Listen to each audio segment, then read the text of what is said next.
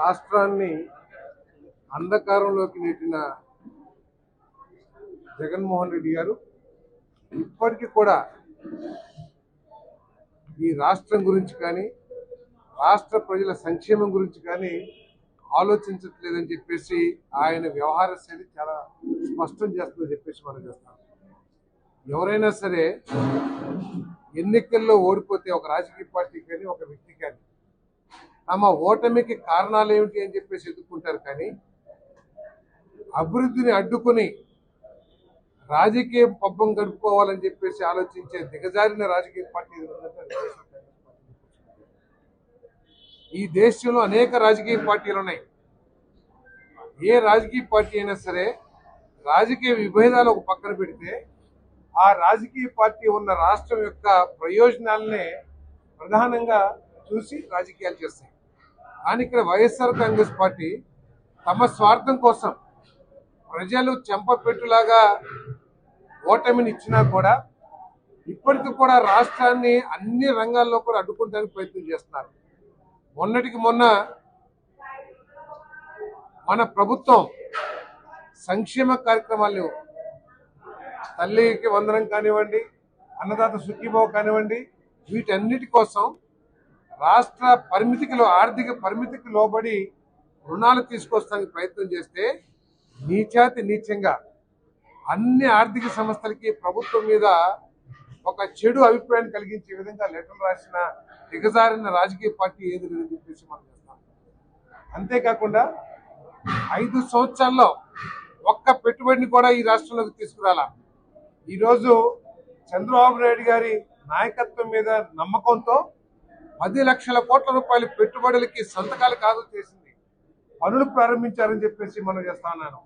అటువంటి పరిస్థితుల్లో సహకరించాల్సింది పోయి లేదో కూటమి ప్రభుత్వం ప్రవేశపెట్టిన 10 పాలసీలు ఏదైతే ఉన్నాయో, ఇండస్ట్రియల్ పాలసీ కానివ్వండి, ఎలక్ట్రానిక్ పాలసీ కానివ్వండి, లేదా సాఫ్ట్వేర్ పాలసీ కానివ్వండి, ఫుడ్ పార్క్ పాలసీ కానివ్వండి, వీటిలో ఏదైనా లోపాలుంటే ఎత్తి చూపి ఇగో ప్రభుత్వం తప్పు చేస్తుంది, ఇగో ఈ పాలసీలది తప్పు, ఈ పాలసీ మూలంగా రాష్ట్రానికి నష్టం జరుగుతుంది చెప్పాల్సిన ఒక ప్రతిపక్ష పార్టీ అటువంటి ప్రయత్నం చేయకుండా పారిశ్రామికవేత్తల్ని పెట్టుబడిదారుల్ని భయపెట్టే విధంగా ప్రకటనలు చేసి వారికి ఈమెయిల్స్ పంపించి ఈ రాష్ట్రంలోకి పెట్టుబడులు అడ్డుకోవడానికి ప్రయత్నం చేయడం ఇంతకంటే దిగజారిన రాజకీయ పార్టీ ఈ దేశంలో ఎక్కడ ఉండదని చెప్పేసి కూడా మనం చేస్తా ఉన్నాను.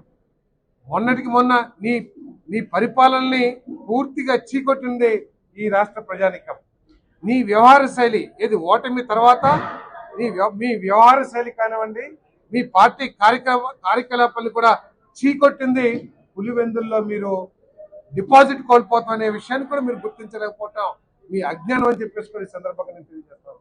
మరి ముఖ్యమంత్రి గారు రాష్ట్ర ఆర్థిక పరిస్థితి పూర్తిగా అడుగంటిపోయినా కూడా మరి ఆయనకున్న రాజకీయ అనుభవంతో కానివ్వండి, కేంద్ర ప్రభుత్వం మోడీ గారి నాయకత్వంలో కేంద్ర ప్రభుత్వం సహకారంతో కానివ్వండి, మరి అదేవిధంగా సహకారం అందిస్తున్న పవన్ కళ్యాణ్ గారు, మరి తెలుగుదేశం యువనేత లోకేష్ గారు అందరూ కలిసి పెట్టుబడులు తీసుకొచ్చి ఒకటే లక్ష్యం, ఈ ప్రభుత్వం యొక్క లక్ష్యం ఈ 5 సంవత్సరాల కాలంలో 20 లక్షల ఉద్యోగాలు కల్పించి ఈ రాష్ట్ర యువతకి ఉద్యోగాలు లేవు అనే లక్ష్యం లేకుండా చేస్తామని చెప్పేసి మనం చేస్తాం.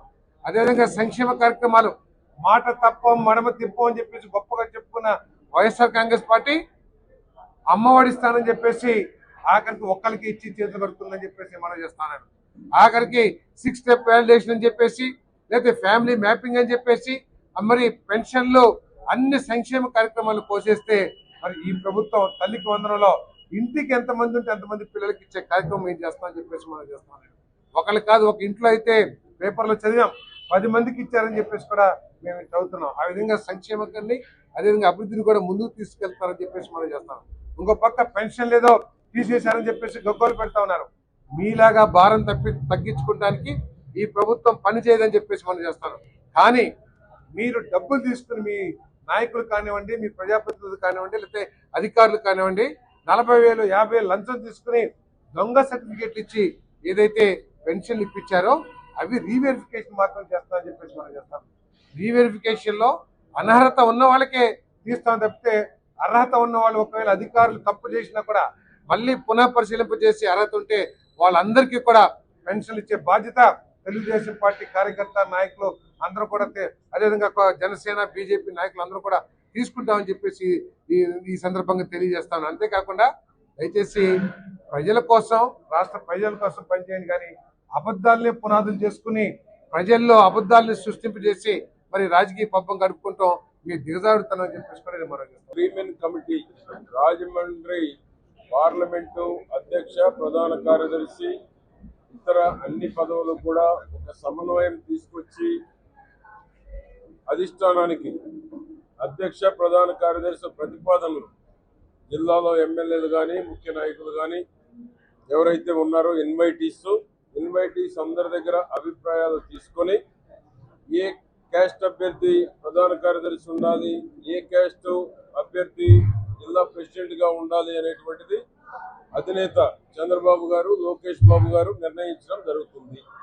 మిగిలిన అనుబంధ సంఘాలు ఎవరెవరు తీసుకోవాలనేటువంటిది 7గురిని కూర్చోబెట్టి ఒక్కొక్క నియోజకవర్గానికి 2-3 అనుబంధ సంఘ అధ్యక్ష ప్రధాన కార్యదర్శుల్ని 7గురిని కూర్చోబెట్టి నిర్ణయించడం జరిగింది. ఆ విధంగా ఈరోజు పనిచేసేటువంటి వారికి గుర్తింపు ఇవ్వాలి, సామాజికంగా రీఇంజనీరింగ్ జరగాలి, అన్ని కులాలకి ప్రాముఖ్యత ఇవ్వాలి అనేటువంటిది అధినేత ముఖ్యమంత్రి గారి యొక్క ఆలోచన. దానికోసం ఈరోజు అందరి అభిప్రాయాలు కూడా తీసుకోవడం జరుగుతూ ఉంది. మంత్రి పార్థసారథి గారు, ఇటు మా సీనియర్ ఎమ్మెల్యే ఒక నరసింహారెడ్డి గారు, నాతో పాటు 3గురిని ఇక్కడ కమిటీగా పంపించడం జరిగింది. ఇప్పుడు కొంతమేరకు అభిప్రాయాలు తీసుకున్నాం, మిగిలినటువంటి వాళ్ళే లంచ్ తర్వాత తీసుకోవడం జరుగుతుంది. వచ్చిన అభిప్రాయాలని అధిష్టానం దృష్టికి తీసుకువెళ్ళి రాబోయే 2 రోజుల్లో పండుగ తరువాత రాష్ట్ర వ్యాప్తంగా కూడా గౌరవ ముఖ్యమంత్రి గారు పార్టీ అధినేత చెప్పింది, రాష్ట్ర వ్యాప్తంగా సామాజికంగా అన్ని కులాలకి జిల్లాల వారీగా చూసుకొని ఏ క్యాస్ట్ ఏ జిల్లాకు నిర్ణయించాలనేటువంటిది నిర్ణయిస్తామని చెప్పడం జరిగింది. అంతేగాని ఇప్పుడు ఈ జిల్లాకి ఈ క్యాస్ట్ ప్రెసిడెంట్, ఈ క్యాస్ట్ జనరల్ సెక్రటరీ అనేటువంటిది ఎక్కడ లేదు. కాబట్టి కులాల వారీగా జిల్లాల వారీగా అక్కడున్న క్యాస్ట్ ఈక్వేషన్ తీసుకొని నిర్ణయం తీసుకోవడం జరుగుతుంది. దాన్ని బేస్ చేసుకొని 17 అనుబంధ సంఘాలు ఉన్నాయి. 54 క్యాస్ట్ల వారీగా కార్పొరేషన్లకు ఏ విధంగా అయితే వేశారో ఆ విధంగా అన్ని క్యాస్ట్లకు కూడా సంబంధించి కమిటీలు కూడా వేయడం జరుగుతూ ఉంది. ఆ విధంగా పనిచేసేటువంటి అందరికీ పనిచేసేటువంటి వారిని ఏ ఒక్కరిని వదిలిపెట్టకుండా ఆ పదవికి గౌరవం పెంచాలి, ఆ తీసుకునేటువంటి ఏ పదవులు అయితే ఉంటారో వారి గౌరవం పెంచుకోవాలి, పార్టీకి 10 ఓట్లు ఏ విధంగా పెంచాలనేటువంటి ఆలోచన కూడా చేయాలి. ఎందుకంటే ఇప్పుడు జగన్మోహన్ రెడ్డి అభివృద్ధిని విధ్వంసం చేస్తా ఉన్నాడు. చంద్రబాబు నాయుడు గారు ఆ రోజు ప్రజావేదిక ఏ విధంగానైతే కట్టారో ప్రజావేదికను కూల్చాడు. దానికి దేనికి ఉపయోగపెట్టుకోవాలి అంటే ఒక 10 కోట్ల రూపాయల విలువ కలిగినటువంటి ఆస్తిని ప్రభుత్వానికి ఉపయోగపడేటువంటిది, ప్రభుత్వ కార్యక్రమాలు జరుపుకునేటువంటి వేదికను ఏ విధంగానైతే అనాలోచితంగా ప్రజావేదికను కూల్చారో ఈ రోజు చంద్రబాబు నాయుడు గారు చేసే అభివృద్ధిని విధ్వంసం చేస్తా ఉన్నాడు, విష ప్రచారం చేస్తా ఉన్నాడు. ఏ విధంగా అవి ముందుకు పోకుండా చేయాలనో అన్ని రకాల ప్రయత్నాలు చేస్తా ఉన్నాడు జగన్మోహన్ రెడ్డి. ఎందుకంటే అటువంటి దుర్మార్గపు ఆలోచన ఏ విధంగా మాజీ ముఖ్యమంత్రులు ఇంతవరకు చేసినటువంటి వాళ్ళల్లో ఎవరికి రానటువంటి దురాలోచన జగన్మోహన్ రెడ్డికి వస్తా ఉంది. ఒక పక్క కష్టాల్లో ఉన్న రాష్ట్రాన్ని నెట్టుకు రావాలని చంద్రబాబు నాయుడు గారు ఆలోచిస్తూ ఉంటే చంద్రబాబు నాయుడు గారు ఆలోచనల్ని ఏ విధంగా ముందుకు పోకుండా వెనక్కి నెట్టాలో ఒక దురాలోచన చేసేటువంటి మాజీ ముఖ్యమంత్రి ఈ రాష్ట్రంలోనే కాదు దేశంలో ఇటువంటి దురాలోచన కలిగినటువంటి విధ్వంసకరమైన ఆలోచన చేసేటువంటి ముఖ్యమంత్రి ఎక్కడ ఉండడు. అది మన దురదృష్టం. ఈ రాష్ట్రంలో అటువంటి మాజీ ముఖ్యమంత్రి జగన్మోహన్ రెడ్డి ఉండటం అనేటువంటిది. ఒక ప్రజానాయకుడు, ఒక పార్టీ అధినేత ఉండాల్సినటువంటి లక్షణాలు ఏమీ లేవు జగన్మోహన్ రెడ్డి. కనుకనే ఈరోజు చంద్రబాబు నాయుడు గారికి ఉన్న క్రెడిబిలిటీ తోటి, కేంద్ర సహకారంతో పవన్ కళ్యాణ్ గారు ఉండబట్టి 15 ఏళ్ళు పవన్ కళ్యాణ్ గారు చెప్తున్నారు ప్రజల కోసం, రాష్ట్రం కోసం 15 ఏళ్ళు చంద్రబాబు గారు కూటమి ప్రభుత్వం ఉండాలని.